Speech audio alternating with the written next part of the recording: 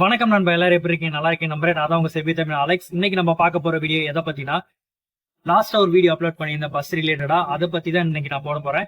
நம்ம லாஸ்டா சின்ன பஸ்ஸை பத்தி எக்ஸ்ப்ளோர் பண்ணியிருந்தோம். இப்போ இங்க லோக்கல் பேசஞ்சர் பஸ், அதோட சிஸ்டமேட்டிக்கான விஷயங்கள்.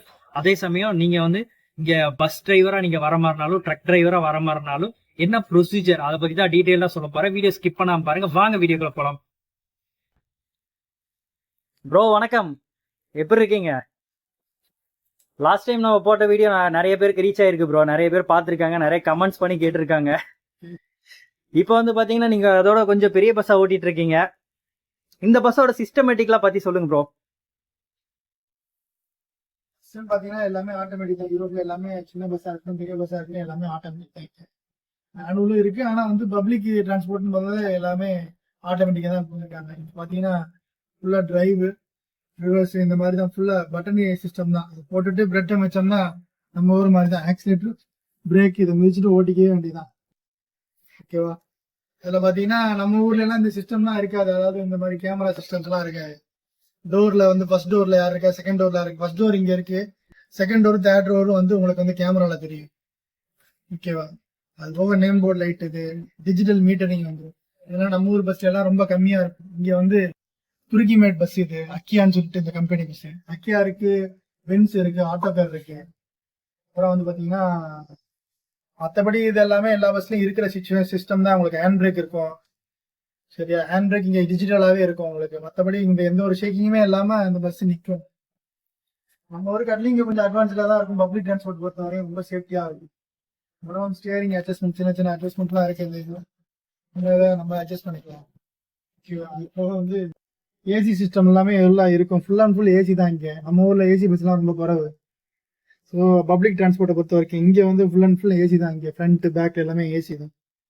அங்க ஒரு லிவர் இருக்கு, அது என்னது ப்ரோ? அது ஹேண்ட் பிரேக். Hand brake.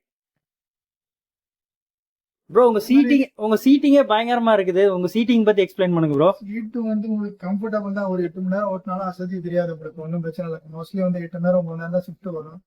இதுல குளிர்காலத்துல ஹீட்டர் சிஸ்டம்லாம் இருக்கு. சீட்டு ஹீட் பண்ணிக்கிறது, அப் அண்ட் டவுன் பண்ணிக்கிறது.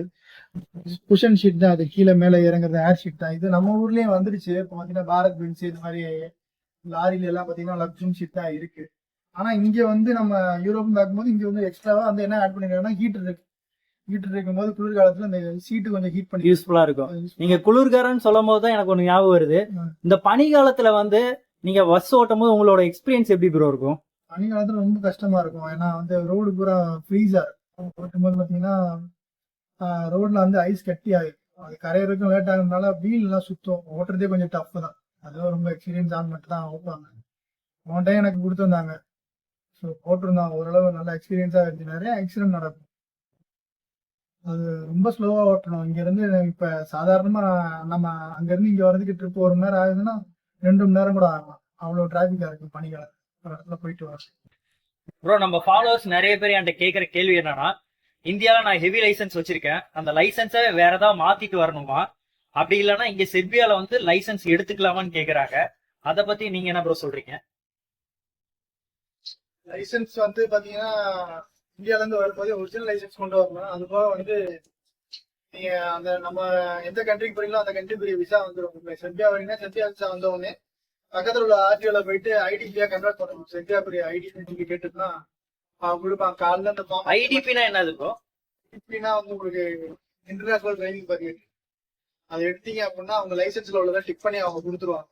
இந்த மாதிரி இங்க செர்பியாக்கு டிரைவிங் தான் போறீங்க அப்படின்னா என்ன கேட்டகரிக்கு போறீங்கன்னு சொல்லி அதை டிக் பண்ணி வாங்கிட்டு வரணும். அங்க ஐடிபில இருந்து காலையில அப்ளை பண்ணா ஈவினிங்கே கிடைச்சிடும். ஐடிபி எல்லாம் கொஞ்சம் ஈஸி தான். ஏற்கனவே லைசன்ஸ் எடுத்துருக்கனால அதுல வேற எதுவும் ஓட்டி காமிக்கிற அந்த மாதிரி எந்த வேலையும் இருக்காது. போனா லைசன்ஸை கன்வெர்ட் பண்ணி கொடுக்கறது அவங்க வேலை. ஓ, அப்ப இங்க லோக்கல் ஆர்டிஓ பார்க்க தேவையில்ல, டைரக்டா கம்பெனியே கன்வெர்ட் பண்ணிடுறீங்களா? இல்ல இங்கேயுமே அப்படிதான். இங்கேயும் பாத்தீங்கன்னா நம்ம இந்தியன் லைசன்ஸ் அப்படியே கன்வெர்ட் பண்ணி தான் கொடுப்பாங்க. இங்க எதுவுமே ஓட்டி கட்ட தேவையில்லை. இந்தியன் லைசன்ஸ் அப்படியே கன்வெர்ட் பண்ணி. அதுக்கு நம்ம ஏதாவது பே பண்ணணுமா, இல்ல நம்ம வர கம்பெனியே பே பண்ணிருக்கோம்? ஒரு கம்பெனி பொறுத்த இருக்கு. ஒரு சில பேரு நம்ம சம்பளத்திலையும் கட் பண்ணுவாங்க. ஒரு சில பேர் ஒரு சில கம்பெனி கம்பெனியே ஸ்பான்சர் பண்ணுவோம். அது கம்பெனி பொறுத்து இருக்கு. அது நம்ம சொல்ல முடியாது. நானே இருக்கேன். நான் வேற ஒரு கம்பெனில வந்திருக்கேன். எனக்கு பாத்தீங்கன்னா ஹெவி லைசன்ஸ் இருக்குது. நான் டிரைவரா மாறணும்னு டிசைட் பண்ணிருக்கேன். அப்படி சடனா மாறுறதுக்கு ஏதாவது ப்ரொசீஜர் இருக்குதா, இல்ல நானே இங்க லோக்கல்ல போய் லைசென்ஸ் எடுத்துட்டு அப்படி மாற முடியுமா? தெரிஞ்சு நீங்க டிரைவிங் விசால வந்துருந்தீங்கன்னா மட்டும்தான் இந்த டிரைவர் ஜாப் மோஸ்ட்லி கிடைக்க மாத்த முடியும். வேற ஏதாவது வேலைக்கு வந்துட்டு அந்த விசால இருந்து இந்த விசா மாத்த முடியுமான்னு கேட்டீங்கன்னா அதெல்லாம் முடியாது. கொஞ்சம் டஃப்பான விஷயம் தான்.